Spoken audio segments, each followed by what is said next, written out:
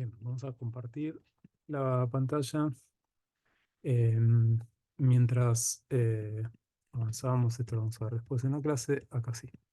Entonces, hoy vamos a trabajar sobre la contextualización, historización y la construcción de los antecedentes, o lo que se llama el estado del arte, que es la segunda etapa del proceso que iniciamos con el taller anterior. Pero antes de eso, hacemos una especie de recapitulación. Estuvimos trabajando en la selección del tema de investigación. Dijimos que esa selección no se hace en el aire, que tiene que ver con las trayectorias educativas, biográficas, nuestras subjetividades, los marcos teóricos con los que trabajamos, las formas de abordaje de los temas en los ámbitos laborales, etcétera. Desde ese lugar es donde nosotros tenemos para agarrar, ¿se acuerdan que hemos hecho eso? Empezar a tirar, digamos, o sea, de la cuerda para elaborar un problema de investigación. Y esto requiere hacer un paso previo que es seleccionar un tema. Esa selección del tema, de nuevo, no se hace en el aire, sino que generalmente tiene que ver con la experiencia encarnada de quienes vamos a ser investigadores en ese caso de este proceso. Entonces, podemos decir que la investigación cualitativa es un proceso flexible, no sigue una rutina pautada, digamos, o sea, de un paso después el otro, de un procedimiento lógico, digamos, demasiado estructurado, sino que es justamente un proceso flexible y en ese sentido es bastante versátil. Por eso vamos a decir que la realización de una investigación cualitativa es, digamos, o sea, o cada investigación cualitativa es casi un experimento en sí mismo, porque puede, digamos, derivar y puede tomar diversas formas, no solamente de acuerdo a los contextos, sino también a quiénes somos los que llevamos adelante esa investigación. Pero al mismo tiempo, eso tiene que estar acompañado de dos cuestiones que son importantísimas, que una es la coherencia interna, por eso vamos a trabajar siempre con las plantillas viendo cómo la temática que seleccionamos y que caracterizamos en una oración se relaciona con el qué, con el quién, con el dónde, con el cómo y con el cuándo.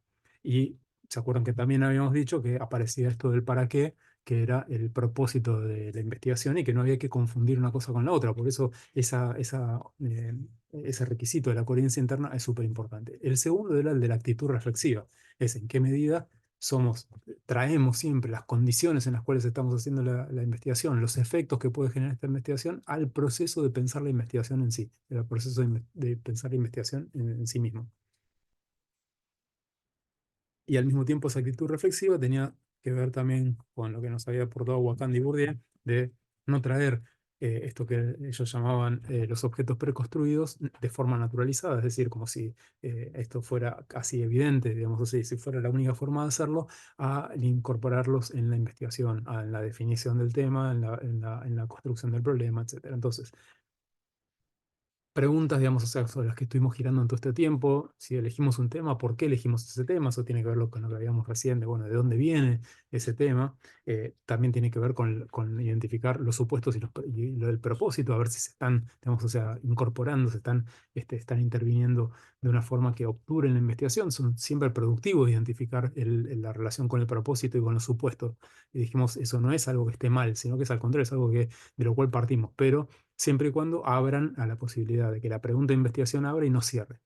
Después, ¿dónde se está haciendo el recorte? ¿No? ¿Dónde estamos poniendo, digamos, o sea, algunas como orientaciones, guías o incluso limitaciones para poder definir un objeto de investigación? ¿Y qué decisiones metodológicas supone? Que eso es algo que vamos a empezar recién ahora a trabajar y a pensar, pero vamos a ir profundizando en lo que viene más adelante. En ese sentido, si decimos que es un proceso flexible, lo que pensamos es que la investigación o el diseño de la investigación es una ruta posible de una investigación. Es como si fuera una hoja de ruta de una investigación posible.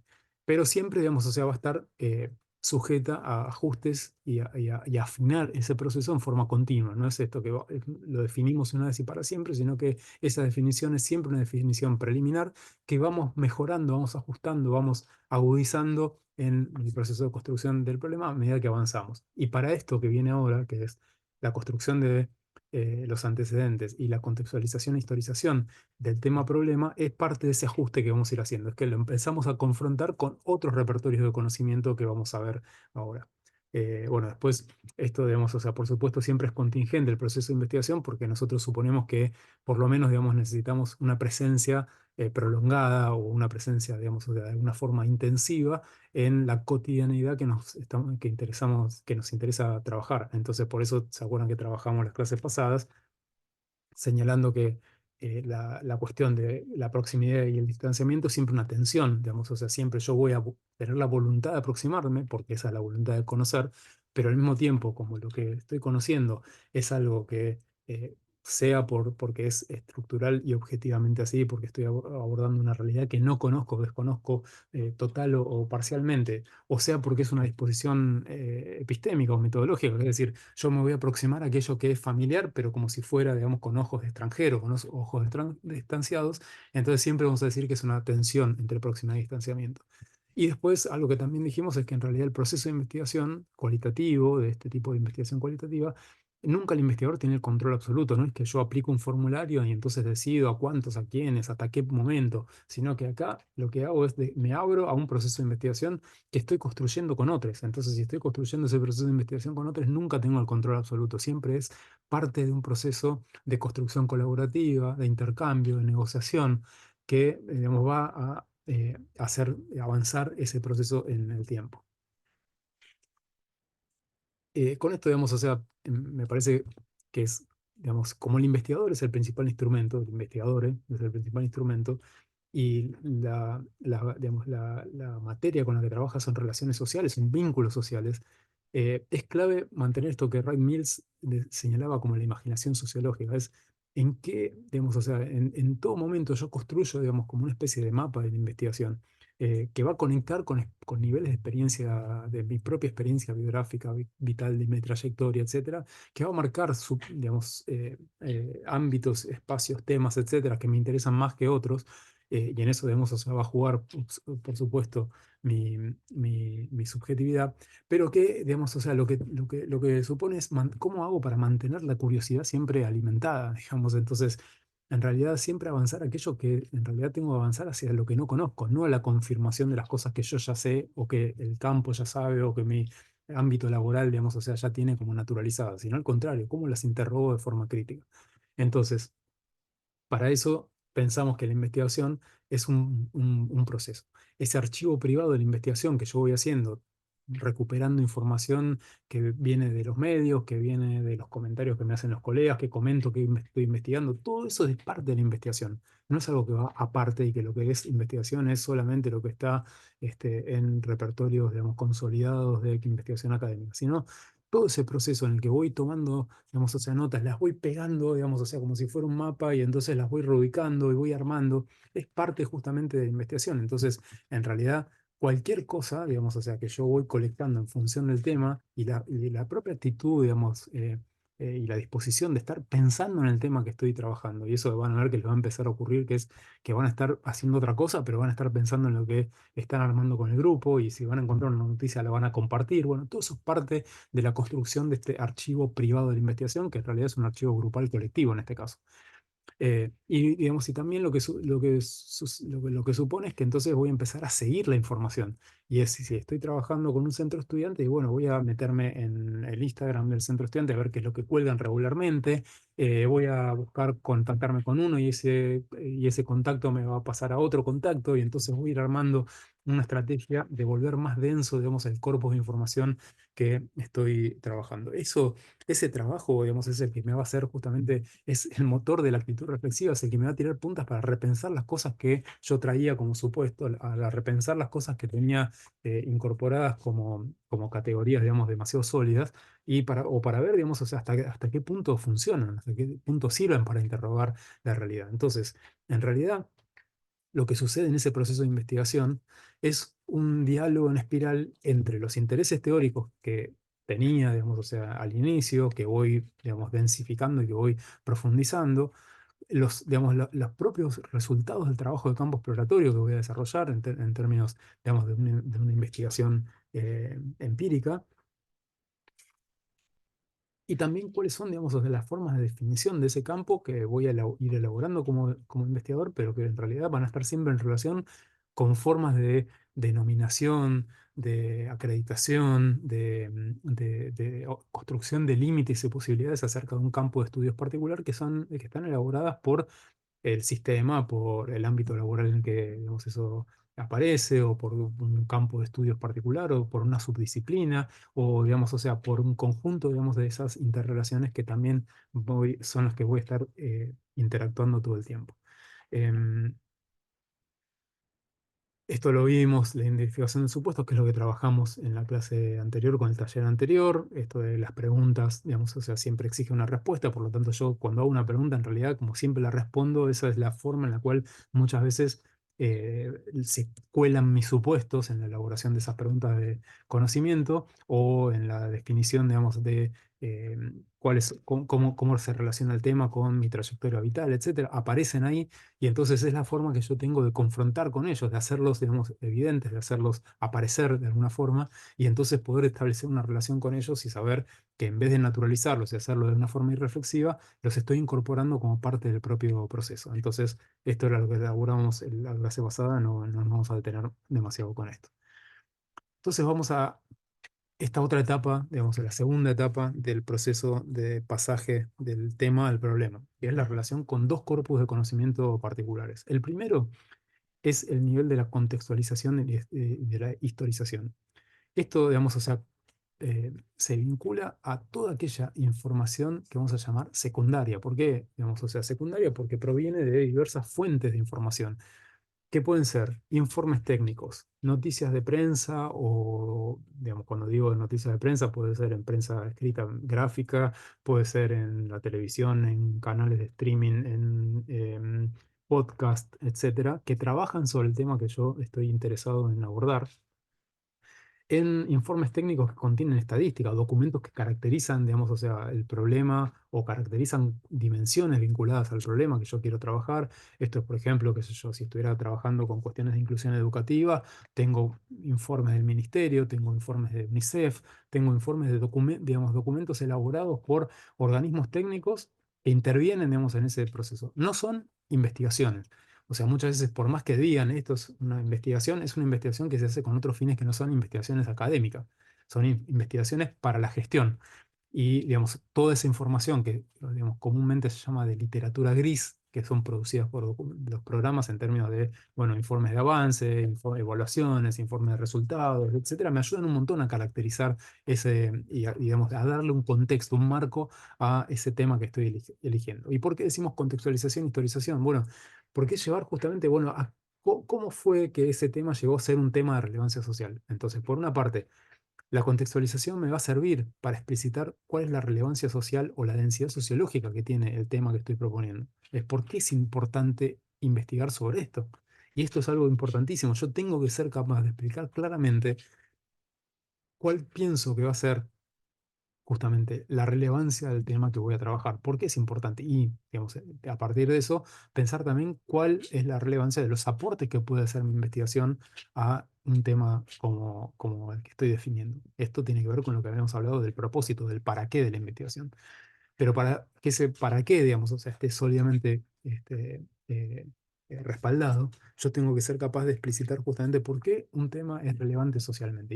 Y un tema generalmente es relevante socialmente cuando aparece, digamos, o sea, en la agenda pública, cuando es un tema, digamos, que preocupa o que genera, digamos, interrogantes o que genera cuestionamientos, entonces hace que distintos, digamos, o sea, grupos de la sociedad, sectores, digamos, o sea, con sus diversos intereses, empiezan a producir información, contenido, digamos, o sea, explicitación de intereses acerca de ese problema.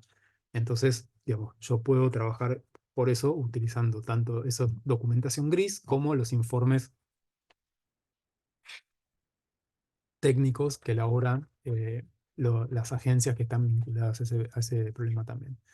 Entonces, eh, esa contextualización es la que me permite, bueno, empezar a como desmenuzar el tema. Yo digo, che, bueno, me interesa la cuestión de, no sé, de las identidades sexogenéricas entre los integrantes de los abordajes o la cuestión de sexo-género entre estudiantes que participan en los centros de estudiantes en las escuelas secundarias. bueno, ahí tengo que historizar eso, tengo que decir, che, bueno, esto es, digamos, o sea, de dónde vienen, digamos, o sea, los centros estudiantes, de qué escuelas, de las escuelas secundarias? Bueno, ¿qué son un centro estudiante? ¿Cómo se conforma? ¿Cuántos hay en la provincia de Buenos Aires? Por ejemplo, si pensando en el tema de mi recorte, o en el municipio, o en el distrito que estoy tomando, ¿qué características tienen? Si hay algún tipo de regulación que los organiza. Después como me interesa la cuestión de sexo género, voy a marcar hitos, voy a decir, che, mirá, pero acá esto, digamos, o sea, se empezó a dinamizar fuertemente a partir de la aplicación de la ley ESI, y esto fue, digamos, o sea, vinculado a tal proceso. Por supuesto, digamos, voy a hacer una explicación sintética, pero sí es importante que yo tome, digamos, esa información. Digamos, y también puedo tomar de informes técnicos, digan, che, mirá, hay tantos centros que se distribuyen de esta forma, las dirigencias de los centros de estudiantes secundarios, depende de la información que encuentre, pero está compuesta, qué sé yo, por un 70% varones y el resto de mujeres, y eso es una demanda, digamos, histórica de los centros, y bueno, todo eso, digamos, es información que me va a servir para trabajar ese nivel de contextualización e historización, que repito, no está en general, si hay alguna excepción la vamos a ir trabajando en la clase, no está vinculado a investigaciones de tipo académico, o sea, investigaciones realizadas con fines académicos. Todo ese corpus de información en realidad va al segundo nivel, que es el nivel del estado del arte o los antecedentes o revisión de la literatura. Esto, digamos, también tiene que ver con información secundaria, porque no la estoy produciendo yo como investigador, sino que justamente es información que ya existe, entonces lo que estoy haciendo es una primera fase de identificación y una segunda fase de sistematización de esa información, que provienen justamente de fuentes académicas, no son fuentes como las que veíamos antes de esta literatura gris o de la prensa, o digamos, o sea, informes de evaluación o informes de seguimiento de los propios organismos que están vinculados a esos temas, sino que son de investigaciones académicas, elaboradas en universidades, por grupos de investigación, por centros de ciencia y tecnología, ¿no? Que están buscando, digamos, o sea, producir conocimiento. Y son producto de investigaciones. Entonces, una cuestión clave que yo voy a ver en esos trabajos es justamente cuál es el tipo, digamos, de estrategia metodológica que utilizaron para llegar a esos resultados. Ahora vamos a hablar de eso. Entonces, ¿para qué sirve? Así como el primer nivel, que era el de la contextualización e historización, servía para dar cuenta de la relevancia social o de la densidad sociológica de nuestro tema problema, y también justamente para fortalecer su argumento, para decir en dónde está sostenido, por qué, digamos, de dónde viene, explicarlo, contextualizarlo, historizarlo, quiere decir eso. Este segundo nivel del estado del arte o de los antecedentes, digamos, el tipo de información que me brinda realizar esta tarea tiene que ver con, primero, corroborar cuál es la originalidad de nuestra pregunta de conocimiento. Che, esto que nosotros queremos preguntar, ¿ya fue trabajado en otras investigaciones? Y si fue trabajado, ¿cómo? Y si no fue trabajado, ya es un dato, eso lo vamos a ver. En ese sentido es, ¿qué tipo de enfoques fueron puestos en juego, digamos, para desarrollar esa investigación? Eh, ¿Qué es, digamos, cuáles son los resultados de esos trabajos? O sea, sobre qué aportaron conocimiento. Ahora vamos a ver también hasta qué nivel llegamos a eso. Y al mismo tiempo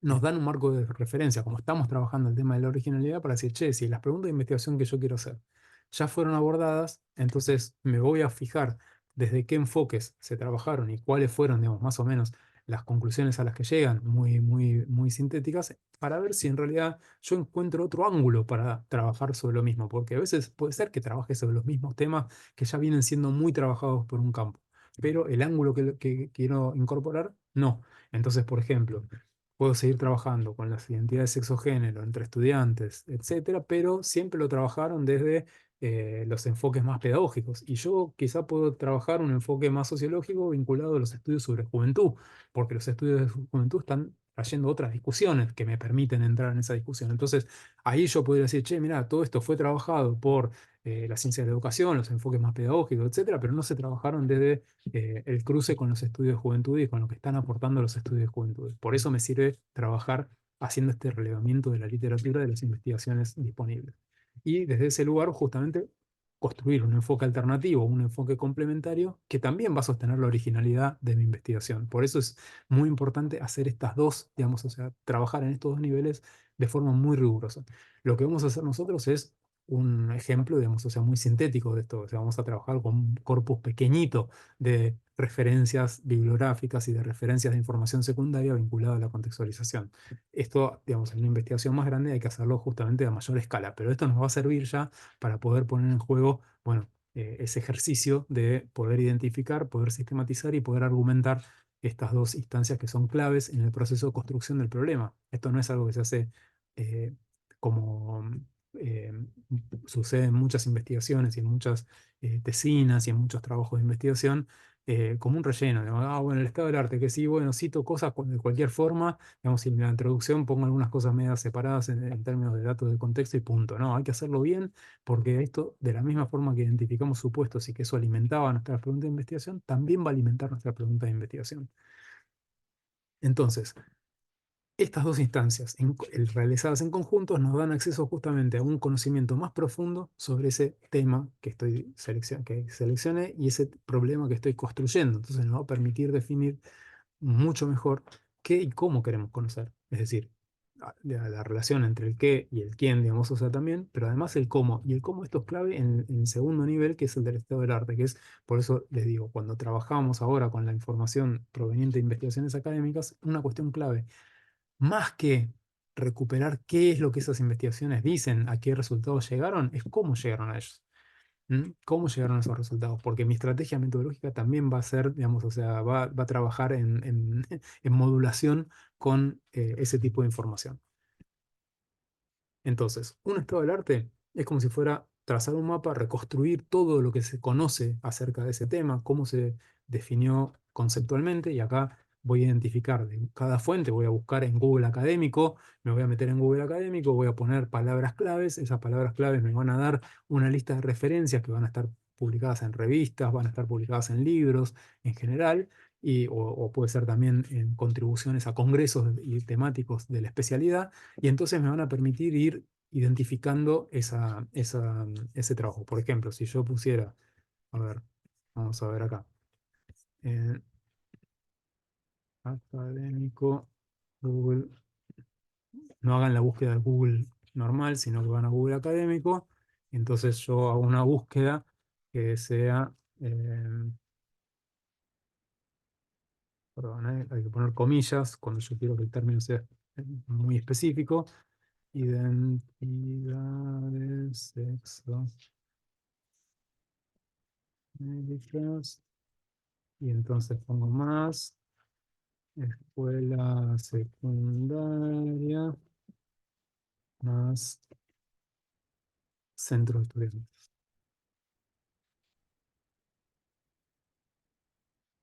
Fíjense, acá tengo muy poquito, digamos, o sea, contextos que hablan, revisiones del vínculo género-juventud, el caso de María Soledad, ni una menos, eh, de la marea verde, las culturas institucionales, etcétera.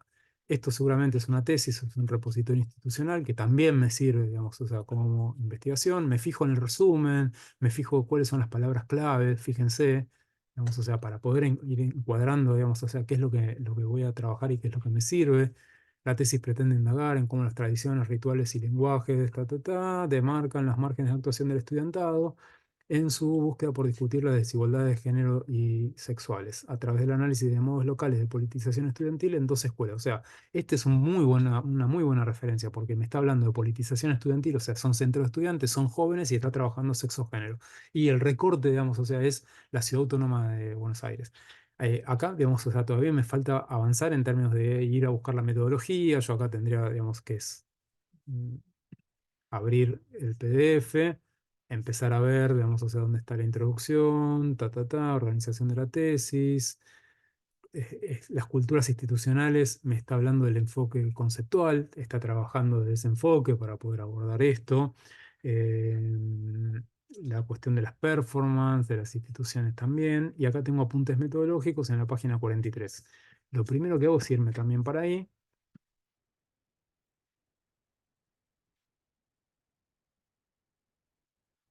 y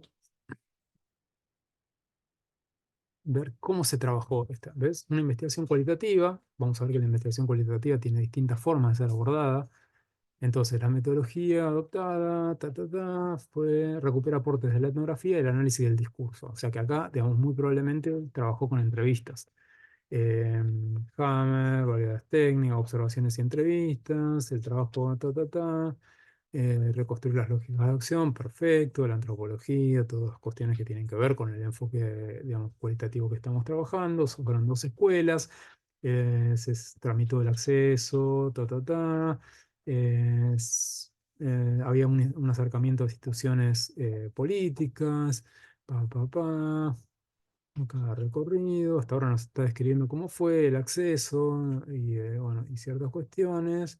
Y lo que quiero ver es en qué, acá, son 23 entrevistas individuales y 4 grupales. Entonces, esto, digamos, o sea, es el enfoque. Acá no hay, digamos, o sea, por lo visto, demasiado trabajo de recuperación de los registros de observación, sino que como base de análisis del discurso, y lo que les había adelantado, seguramente trabajó, digamos, justamente con los testimonios que aparecen en las entrevistas. Después ustedes profundizan más, pero digo, este es el tipo de investigación que tienen que hacer para decir, bueno, che, tengo datos sobre el recorte, ¿dónde está hecho el recorte? ¿Cuál es el abordaje más o menos conceptual? ¿Cuál es el abordaje metodológico? Y muy sintéticamente, ¿cuál es, digamos, o sea, el trabajo, los resultados a los que llega, pero muy sintético. Es menos importante eso que todo lo otro, identificar todo lo otro. Eso van a ver después para el próximo taller, no para este. Entonces, después, el otro trabajo,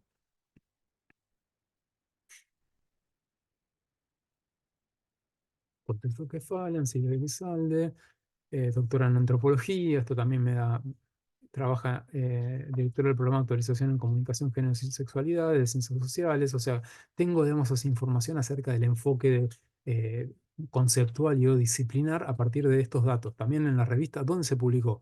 Revista de Última Década, esto es una revista de ciencias sociales genérica, no es una revista de ciencias sociales especializada en algún tema, así que en realidad es un enfoque que probablemente, digamos, o sea más de comunicación o sociología. Veo las palabras clave, estudios en juventudes, perspectiva contextual, femicidios, mujeres jóvenes, teoría feminista, María Soledad Morales, ni una menos.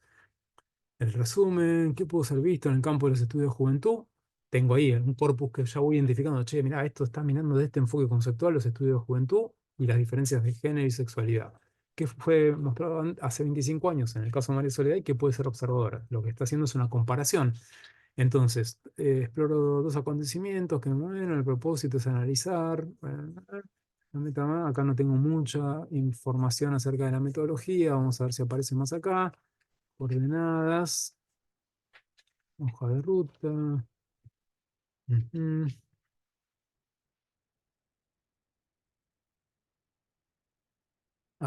Es un trabajo, digamos, o sea, de una investigación eh, sobre fuentes documentales, digamos. O sea, no hay una estrategia metodológica muy clara. Está trabajando básicamente con, sí, y es un artículo muy corto. Entonces, este no sirve, pero digamos, o sea, con cierto resguardo. Lo que hizo fue trabajar sobre fuentes de documentación y hacer un análisis cualitativo de esa información, pero sin dar demasiadas características. Pero bueno, igual es un documento que nos serviría. Después habría que verlo cómo lo vamos ubicando, eso lo vamos a discutir en los ejes, pero nos serviría.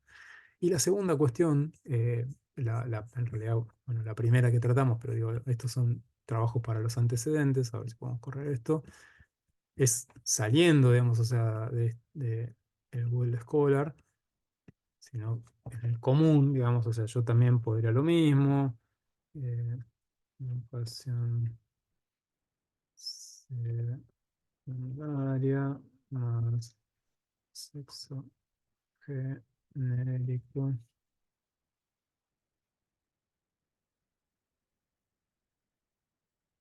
género más centros es. Bueno, ley simple. Entonces acá tengo que, bueno, los centros estudiantes, esto es información que me permite dar cuenta de cómo se organizan los centros, digamos, o sea, seguramente en función de las regulaciones, educación secundaria, adultos y adolescentes, participar en los centros de estudiantes. Eh, mm, Esta búsqueda no dio mucho, digamos, o sea, puedo pensar entonces que tengo que cambiar, porque quizás esta, digamos, o sea, va mejor. La educación sexual integral, y entonces puedo caracterizar por ahí. Propuesta, ¿dónde está la S? en mi propuesta de grado secundario, el programa es y los centros de estudiantes. Acá ya empiezo a tener algo. Digamos, información, que bueno, en este caso es del diario Lancasti, que si no me equivoco es de La Rioja, bueno, de Catamarca. Y entonces empiezo a tener información sobre eso durante la jornada de ayer, a veces no me dice mucho, compartir, imagen, pudieron expresar que el bullying, las intimidades, es una información muy cortita, no tiene mucha relevancia. Pautas para el abordaje institucional en el nivel secundario. Este es un documento de la provincia. Acá muy probablemente tenga, digamos, o sea, datos. Esto me sirve muchísimo más para dar un marco, los recurseros, trabajar con la cuestión de las juventudes, cómo están proponiendo. Seguramente acá también hay una historización del tema en esta introducción, ¿ven? Esto ya es todo parte, todo que me sirve para esa contextualización, para meter, che, mirá, por eso yo les decía, en este tema seguramente la ESI va a ser un hito, entonces puedo introducir el tema y contextualizarlo a partir de ahí, che, mira, a partir de esto, esto hizo que la discusión sobre las identidades sexo-género tuvieran un encuadre institucional que tiene que ver con esto, con la ESI, con programas, con la curricularización, etcétera, Entonces puedo trabajarlo desde ahí. ¿Se dan cuenta, digamos, de la diferencia entre los dos tipos y los dos formatos de trabajo? ¿Eh? Entonces, es reconstruir este mapa, recuperando las perspectivas analíticas, viendo cómo se define conceptualmente, cómo se aborda metodológicamente y cuáles son, digamos, o sea, los ejes de discusión. Entonces, lo que voy a trabajar es sobre las referencias que son o más relevantes o más recientes. No voy a priorizar la identificación de una referencia que es de más moderna, digamos, o sea, que una que es más antigua o que está más cerca del campo del recorte que yo estoy haciendo, porque es, por ejemplo, de Argentina o de la provincia de Buenos Aires o del distrito que estoy trabajando, que referencias que son de, qué sé yo, de San José de Costa Rica o de España o de México, porque si bien me sirven y si no encuentro otra cosa me van a servir, voy a tratar de trabajar con justamente las cosas que son más parecidas al tipo de recorte que yo estoy haciendo. Em, entonces, no es un listado descriptivo de materiales disponibles elegidos al tuntún, al azar o lo primero que encontré, sino que lo que tengo que hacer es como un raconto analítico, es más o menos organizar analíticamente. Esto no lo vamos a hacer en este taller, lo vamos a hacer en el que viene, pero ya lo vamos adelantando. Eso tiene que tener una lógica. Yo tengo que poder argumentar por qué estas referencias son importantes para el problema de investigación que estoy desarrollando. ¿Por qué las referencias bibliográficas son importantes del estado del arte para poder trabajar justamente este tema de investigación? Y después la otra cuestión que es importante es que no solamente recupero las referencias que están más cercanas con mi propuesta metodológica o mi propuesta de investigación sobre ese problema o mi propuesta de problematización, sino que voy a trabajar sobre todo lo que existe, todo lo que hay. Entonces, si hay un conjunto de trabajos que son muy, digamos, o sea, que están muy en las antípodas de mi enfoque, que lo que dicen es que en realidad el trabajo sobre la identidad es adoctrinamiento, que no sé qué, también lo voy a relevar. Si son investigaciones científicas, lo voy a relevar. Si son cuestiones que aparecen en notas periodísticas o en entradas de web, etcétera, sobre la cuestión de la contextualización, está bueno porque me dan la pauta de que es un tema de amplia relevancia social. Che, hay una discusión, hay una tensión social en torno a eso, hay un debate, hay una controversia, y entonces la contextualización va a ser reconstruir esa controversia. Che, mira, esto hasta tal año más o menos discurría por este lado, y a partir de tal año hubo otros temas que empezaron a incidir, otros cuestionamientos, otras preguntas, otros actores, etcétera, y voy a reconstruir eso en la introducción, que es lo que nosotros ahora llamamos contextualización e historización, y que en el trabajo final vamos a llamar introducción. Les estoy adelantando esto que vamos haciendo en el trabajo, que es ir haciéndolo de a poco, vamos construyendo el trabajo final durante toda la cursada. Esto que estamos haciendo ahora sirve para eso, o lo que vamos a hacer en el próximo taller sirve para eso. Entonces, lo que voy a buscar es un diálogo de mi investigación con las investigaciones previas, o sea, con todo lo que llamamos la teoría acumulada, ¿no? O sea, todo lo que ya se sabe sobre este tema. Y justamente a través de ese trabajo me va a permitir identificar cuáles aportes novedosos puedo hacer y, digamos, por qué son novedosos esos aportes. ¿A qué están contribuyendo? ¿Qué huecos o qué vacíos de información o qué vacíos de enfoques o de estrategias están llenando justamente o va a llenar mi propia investigación? Eh, un buen estado del arte, entonces, se organiza alrededor y está. absolutamente relacionado con las preguntas de investigación que voy a formular, por eso es importante que las preguntas ya hayan quedado afinadas para poder pensar, bueno, cuáles son esas palabritas clave que voy a usar en las búsquedas, ¿eh? Sintetiza lo que se conoce sobre un tema, lo que ya está investigado, lo que ya está, digamos, o sea, fehacientemente investigado, pero también qué es lo que falta investigar. Porque falta, porque hay un hueco, que hay cosas que no se conocen o porque no fueron abordados desde determinada perspectiva o desde determinado recorte. También justamente va a identificar discusiones en la literatura. Che, si encuentro trabajos que discuten entre sí o dentro de un trabajo me está planteando que hay discusiones con otros enfoques disciplinares, también voy a recuperar eso porque me parece muy importante. Y al mismo tiempo, bueno, me ayuda a afinar las preguntas de investigación.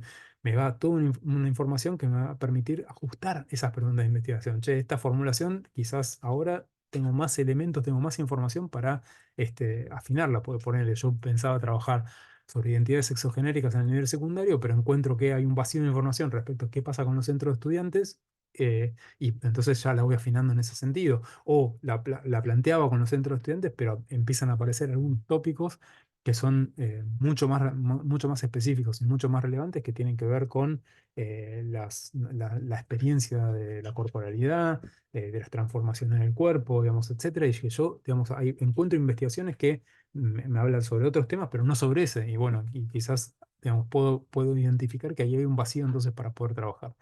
Em, y como les decía recién, también eso incluye que ese raconto analítico que yo voy a elaborar no solamente incorpora aquellas perspectivas, aquellas referencias que, digamos, se vinculan con perspectivas que son iguales a la mía, sino justamente con aquellas que no son iguales, con las que quiero discutir o con las que no estoy de acuerdo. No, por no estar de acuerdo o por querer discutir o porque sean contrarias a mi cosa, no es que las tengo que descartar, sino que también las voy a incorporar como parte de justamente esa síntesis de todo lo que se conoce en términos académicos y en términos de resultados de investigaciones acreditadas en función de ese tema.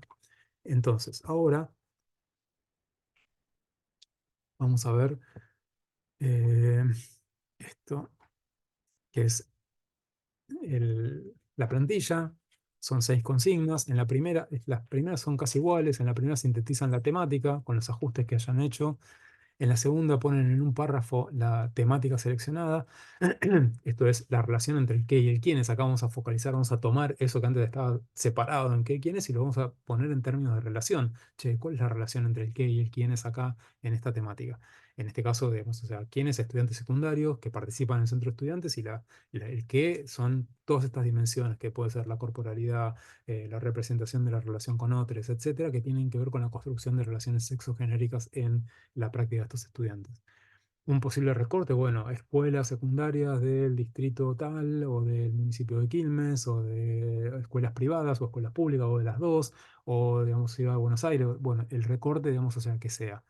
Y después un posible abordaje metodológico, que también acá hay que recuperar lo que ya estuvieron trabajando, que es, bueno, si es un enfoque cualitativo, donde voy a hacer observación, voy a ir a presenciar, digamos, o sea, las rutinas cotidianas, voy a trabajar solo con entrevistas, voy a hacer historias de vida, bueno, ir aproximando. Esto lo vamos a seguir trabajando muchísimo, digamos, o sea, en lo que sigue, pero acá ya ir volcando algunas ideas en torno a esto. Y después, en este punto, el 5 que no es el último, tienen que buscar al menos 6 referencias documentales o bibliográficas, o sea, que correspondan tanto para con la contextualización o para los antecedentes, y las vuelcan en este cuadro. En la referencia ponen para qué les parece que es pertinente esa referencia. Acá arriba de todo me ponen el título y el link para que yo pueda acceder después a ese documento. Y después lo que me parece muy importante es que puedan escribir en un parrafito, digamos, o sea, una justificación de por qué piensan que esa referencia que están poniendo ahí es importante o cuál es el aporte de esa referencia en función del proceso de construcción del problema o de la relación con las preguntas de investigación que ustedes están teniendo. Entonces, acá hay que justificar por qué, no solamente identificarlo y poner, sino tomarse el trabajo de organizar un poco la información, husmearla un poco, decir, che, mira, esto es importante porque evidencia que hay estudios que se hicieron desde una perspectiva cuantitativa. Y entonces me es importante por eso, porque lo que está mostrando es eso, o porque trabajan sobre el mismo recorte empírico, también trabajaron sobre escuelas secundarias, aunque hayan trabajado desde otro enfoque conceptual o metodológico. También son escuelas secundarias en Quilmes, o porque trabajaron el mismo tema, digamos, o sea, entonces eso me permite ir construyendo la argumentación y esto es muy importante para construir el próximo taller que tiene que ver con la identificación de ejes que organicen esta literatura del estado del arte.